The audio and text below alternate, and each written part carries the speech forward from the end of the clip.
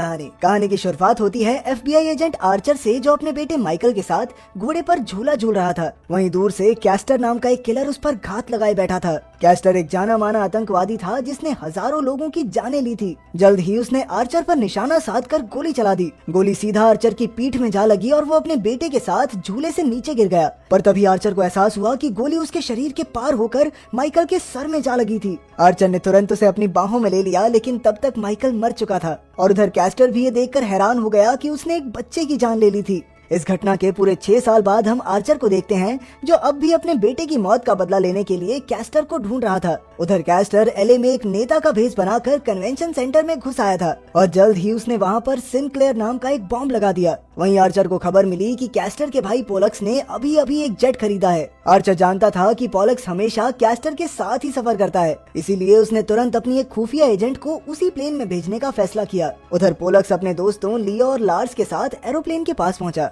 जल्द ही कैस्टर भी वहां आ गया और फिर वो सब मिलकर प्लेन में बैठ गए। वहां उनका स्वागत विंटर्स नाम की एक खुफिया एजेंट ने किया। उसने अपना काम करके जल्द ही पुलिस को खबर कर दी कि कैस्टर प्लेन में बैठ चुका है। कुछ ही पलों में कई पुलिस गाड़ियां और एक हेलीकॉप्टर रनवे पर आ पहुंचे। कैस्टर ने भी आर्चर को अपना पीछा करते हुए देख लिया था, लेकिन उसे बिल्कुल भी हैरानी नहीं हुई। तभी विंटर्स ने कैस्टर पर बंदूक तान दी, लेकिन कैस्टर उसे पकड़कर आर्चर के सामने ले गया और बड़ी बेरहमी से विंटर्स को मौत के घाट उतार दिया। ये देखकर आर्चर गुस्से से तिलमिला उठा और उसने हेलीकॉप्टर को कैस्टर के प्लेन में क्रैश कर दिया। तभी कैस्टर ने अपने पायलट को मार डाला और खुद अपने प्लेन को बिल्डिंग में ठोक दिया। इसके बाद कैस्टर और पोलक्स मिलकर पुलिस पर अंधाधुंध गोलियां बरसाने लगे, लेकिन जल्द ही पुलिस ने पोलक्स को बंदी बना लिया। अचानक आर्चर ने कैस्टर को एक टरबाइन में धक्का दे दिया और कैस्टर बुरी तरह जख्मी होकर वहीं गिर गया। इसके बाद आर्चर घर लौट आया, जहाँ उसकी पत्नी ईव और बेटी जेमी उससे काफी नाराज थे, क्योंकि वो काम के सिलसिले में हमेशा बिजी रहता था। खैर अगले दिन आर्चर को पोलक्स की एक खास डिस्क मिली, जिसमें उसके अगले मिशन की जानकारी थी।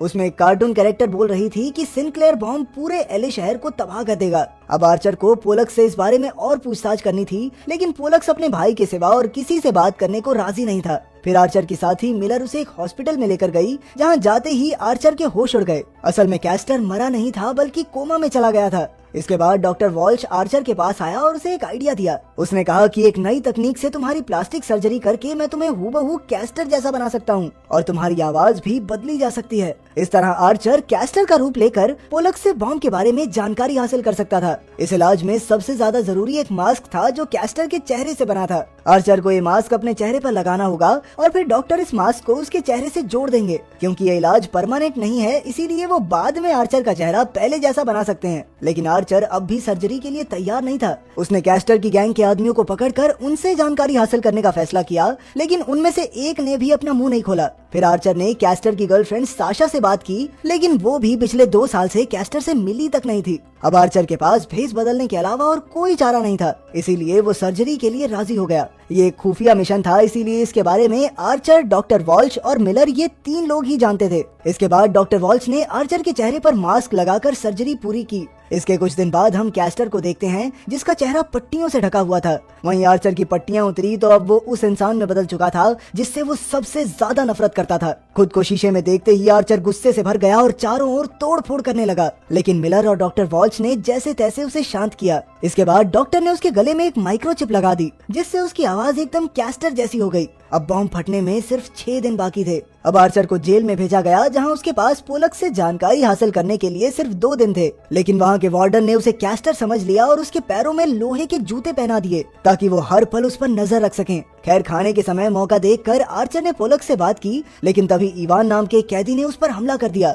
असल में कैस्टर का इवान की पत्नी और बहन दोनों के साथ ही चक्कर चल रहा था, इसीलिए इवान उससे बदला लेने आया था। खैर लड़ाई के अंत में गार्ड्स ने आकर आर्चर को पकड़ लिया। वहीं दूसरी ओर हॉस्पिटल में असली कैस्टर के दिल की धड़कन तेज होने लगी थी। तभी अचानक मानो किसी चमत्कार से वो उठ खड़ा हुआ और उसे एहसास हुआ कि उसके चेहरे की त्वचा फट चुकी है। उसे भयंकर दर्द हो रहा था, लेकिन फिर भी उसने लार्स और लियो को फोन करके मदद के लिए बुलाया। जल्द ही वो वहां आ पहुंचे और उन्होंने डॉक्टर वॉल्श को बंदी बनाकर कैस्टर को रिहा कर दिया। इसके बाद सारा सच कैस्टर के सामने आ गया कि कैसे आर्चर उसका बहरूपिया बनकर बाहर घूम रहा है। उधर जेल में आर्चर ने पोलक्स को बहला फुसला कर उससे बॉम्ब के बारे में सारी जानकारी हासिल कर ली थी। अब वो अपने साथियों को खबर करने ही वाला था कि अचानक उससे मिलने असली कैस्टर आ पहुंचा। उसे देखते ही आर्चर के होश उड़ गए क्योंकि कैस्टर आर्चर का भेष बनाकर आया था। उसने डॉक्टर को धमकाकर आर्चर का रूप ले लिया था और अब आर्चर का प्लान पूरी तरह चौपट हो चुका था। आर्चर के इस खुफिया मिशन के बारे में सिर्फ 2 लोग ही जानते थे और अगर कैस्टर ने उन्हें मार डाला तो आर्चर ये कभी साबित नहीं कर पाएगा कि वो कैस्टर नहीं बल्कि कोई और है।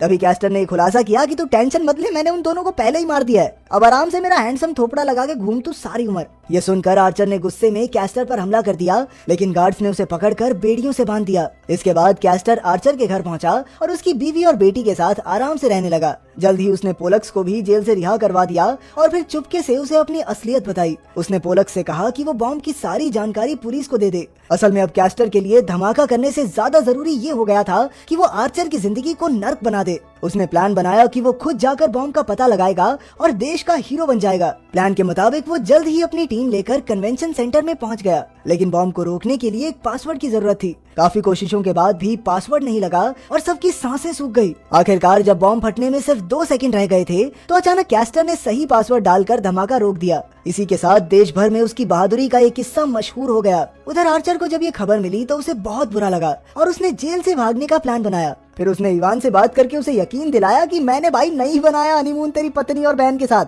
जल्द ही इवान भी उसके साथ मिल गया और फिर उन दोनों ने मिलकर सिक्योरिटी रूम में हमला बोल दिया। तभी गार्ड्स चारों ओर से गोलीबारी करने लगे। इस मौके का फायदा उठाकर आर्चर ने सिक्योरिटी सिस्टम तोड़ डाला। उनका काम बनने ही वाला था कि एक गार्ड ने इवान को गोली मार दी, पर जल्द ही बाकी कैदियों ने गार्ड्स को घेर लिया और आखिरकार आर्चर सीढ़ियों के रास्ते से भाग निकला। लेकिन ये जेल जमीन पर नहीं बल्कि समुद्र के बीचों बीच एक जहाज पर बनी थी। तभी वहाँ एक हेलीकॉप्टर आ गया और आर्चर डर कर समुद्र में कूद गया। जब काफी देर तक वो ऊपर नहीं आया तो पुलिस वालों को लगा कि वो मर चुका है। जल्द ही कैस्टर को इसकी खबर मिली, लेकिन वो जानता था कि आर्चर जिंदा है और वो उस तक पहुंचने की कोशिश जरूर करेगा। उधर आर्चर जैसे तैसे किनारे से बाहर निकला और उसने ईव को फोन किया, लेकिन ईव ने उसे पहचाना ही नहीं। आखिरकार आर्चर ने कैस्टर के साथ ही दीतरिच के पास जाने का फैसला किया जो उसे बॉम्ब सप्लाई करता था। दीतरिच ने उसे कैस्टर समझ लिया और फिर आर्चर उनकी पार्टी में शामिल हो गया। इसके बाद जब आर्चर की आंख खुली तो उसने देखा कि कैस्टर की गर्लफ्रेंड साशा उसके करीब आने की कोशिश कर रही थी। उसे देखते ही आर्चर घबरा गया और उस पर बंदूक तान दी। वहीं दूर से पोलक्स ने ये सब देख लिया था और उसने इसकी खबर कैस्टर को दी।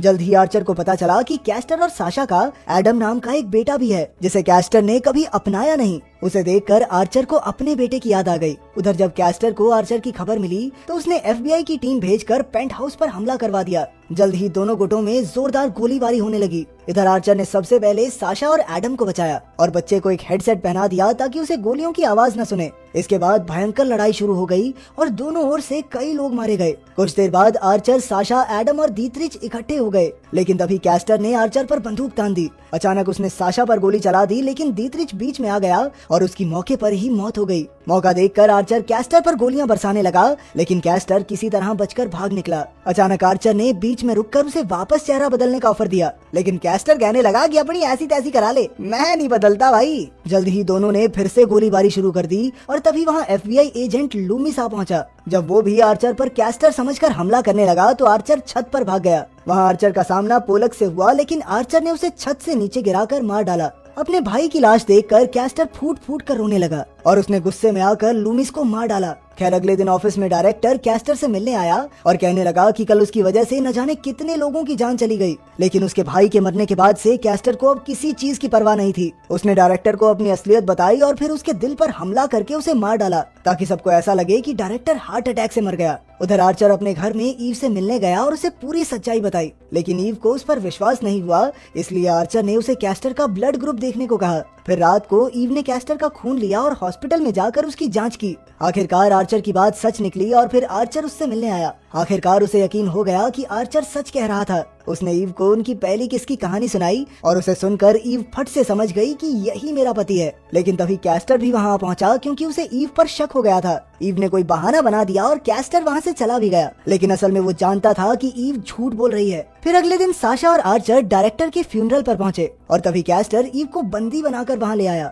उसी पल साशा ने आर्चर को एक बंदूक देकर अपने भाई की मौत का बदला लेने को कहा। अचानक वहाँ भयंकर गोलीबारी होने लगी और जल्द ही कैस्टर के सारे आदमियों और साशा की मौत हो गई। तभी आर्चर की बेटी जेमी ने आर्चर को ही कैस्टर समझकर उस पर गोली चला दी, लेकिन अचानक असली कैस्टर ने उसे पकड़ लिया और तब जेमी को एहसास हुआ कि उसने अपने ही पिता पर गोली चला दी थी। खैर जल्द ही कैस्टर वहाँ से फरार होकर एक कश्ती पर पहुँच गया और आर्चर भी हमेशा की तरह उसका पीछा करने लगा। उन दोनों की ही कश्तियां फर्राटेदार स्पीड से भाग रही थी। अंत में आर्चर ने कैस्टर को पकड़कर उसे मौत के घाट उतार दिया, लेकिन मरते मरते भी कैस्टर ने अपना चेहरा बर्बाद कर दिया ताकि आर्चर को कभी अपना चेहरा वापस न मिले। आखिरकार ईव ने FBI को आर्चर की असलियत के बारे में सब कुछ बता दिया और कैस्टर की लाख कोशिशों के बाद भी आखिरकार आर्चर को उसका चेहरा वापस मिल गया। अंत में सब ठीक हो गया और आर्चर साशा के बेटे एडम को अपने घर ले आया। फिर आर्चर और ईव ने उसे अपने बेटे की तरह पाला और आखिरकार आर्चर का टूटा हुआ परिवार फिर से पूरा हो गया।